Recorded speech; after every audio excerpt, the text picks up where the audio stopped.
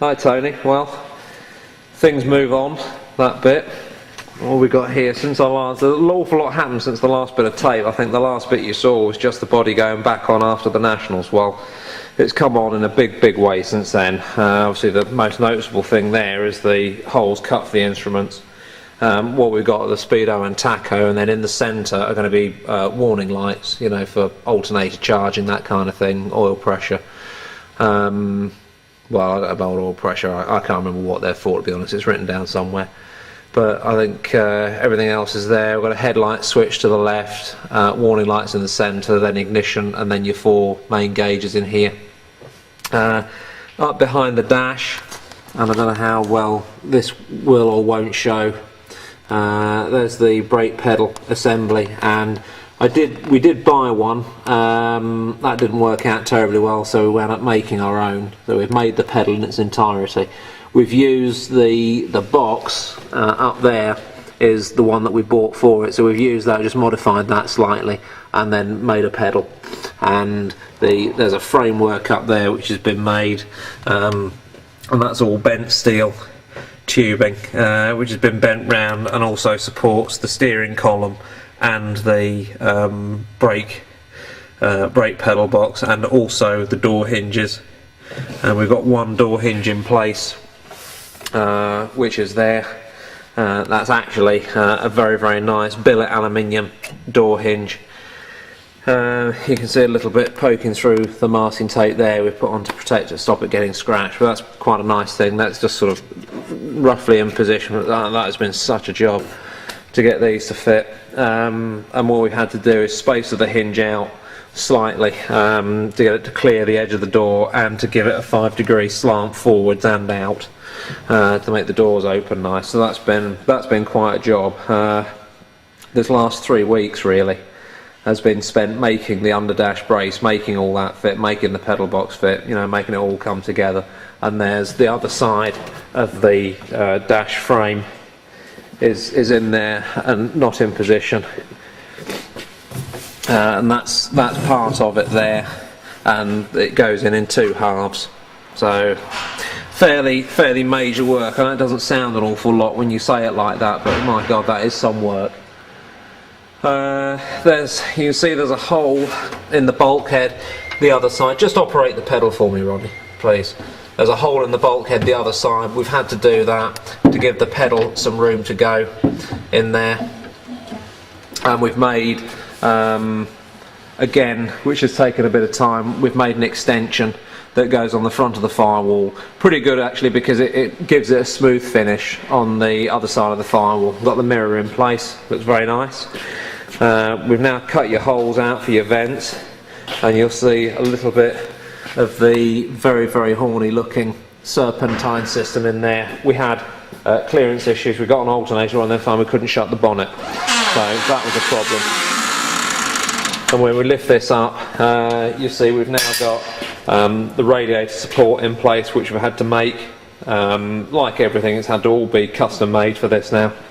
That's very nice, supporting the aluminium radiator, and the twin electric cooling fans all looks good. There is the alternator and fan pulley, and different bottom pulley with the power steering pulley there as well, with a dual serpentine system. What happened was the alternator is normally mounted on the other side, and we figured that you'd use a stock Corvette system there. But once again found, like I said, we couldn't shut the hood. So what we did was swap had a good look. All I could find are low mount alternators for a long water pump, so we've had to change from a short water pump to a long water pump. Fortunately I had one, so we could try that, and that has worked out very well. A real nice system, makes it look pretty good, and certainly fits in with all the rest of the aluminium that's floating around the place, so that's nice.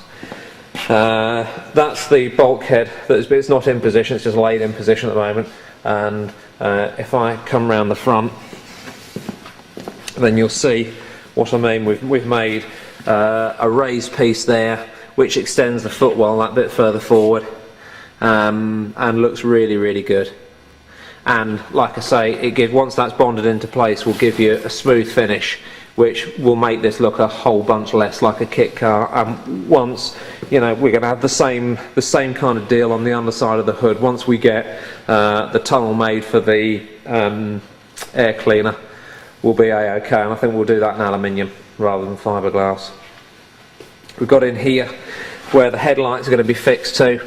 Some nice backing plates have been made, and these are all aircraft anchor nuts. They're real nice, and we've made it so that once this is all painted in here, I know this is going to be covered over, but you know, it needs to be right, and that's going to look really good once they're in place. What else can I show you? We've made new brackets for the expansion tank, and that's the way being modified at the moment. We've got all our plumbing and routing kind of figured out. We're pretty sure we know where everything's going to go. I hope so. You might have some surprises for us yet. We'll wait and see. In the back here, we've taken the boot out to have a mould made of that. Once that comes back, we've got the slots cut out for the seat belts, for your racing harnesses, both sides, so they're good out. They're good. They're going to pass through. We've got the hole there for the battery cut-off switch, and you know, don't forget all these holes that have been made have all been pre-planned and trial fitted, and this, that, and the other. It's a monstrous task. Trying to think what else we've got to show you, really. That yeah, the gas tank. Can show you that. That's down here, along with your pair of seats. Your seats are there. We're going to try and get the insides lined with aluminium. The fuel tank now has had its fittings made and welded into place. So that will get a coat of satin black, and that will go in place. Looks pretty neat. So you'll have to, when you go to a gas station, you'll need to flip the rear clam up. I'm sure you'll hate the attention that will get you. Talking of rear clam, we've also marked out and drilled for the release catches, but I'm a bit concerned about those. I think we're going to have to put a secondary catch on at least on the clamshell, to stop that lifting at speed, because I think that's going to be a problem. I think we're probably going to wind up with a pair of locking pins that hold that down, but you know, there you go. So she's looking good. Once we've got both these door shuts sorted out, we're going to pull this out, line up the doors, gap the doors up, and then bolt those into place. We're very soon going to have a windshield in here. We've got the mould for the windshield, and that has been, again, lots and lots of time to make this. And also just to plan out the size and how it's all going to look, and what we're actually going to have. If you look at the backing in here, that is the size of the windscreen. It's going to be from here to here. I think it's 8.5 inches from top to bottom, I think. But what we've got to do is have an extra 6 inches all the way around for the guys that are going to form this to clamp the perspex to. So whilst it looks like a massive, out of shape piece of kit at the moment, it is actually, the screen is a whole bunch smaller than what you see before you. And that's been made out of flexible MDF, which is a thing that you can, it's this board that you can bend and shape, so it's got all the slats in the back. So one layer of that, then it's had a layer of glass fibre, and then 3 layers of surface tissue. Will then give this a very light skimmer for sand and a light skimmer filler tomorrow, and make a start on getting the contours absolutely perfect. So we want to try and make this as distortion free as possible once the perspex get wrapped around it, and you know, then gives you a windscreen. So there we go. Like I say, just monstrous work. A few things have bitten us on the backside. The whole alternator problem was a week's worth of aggravation. We could have done without. And then, you know, just the differences. We found that the power steering pump wouldn't fit, so we had to change cases, this, that and the other. We've tried 3 different power steering pump cases and finally got to one that did the trick. So it's a real trial. but you know, it's getting there. Hopefully within the next, I would thought within the next 3 weeks we're really going to see some developments. I'm hoping we're going to have doors hung, opening and closing. I'm hoping we're going to have screens on, or at least nearly on.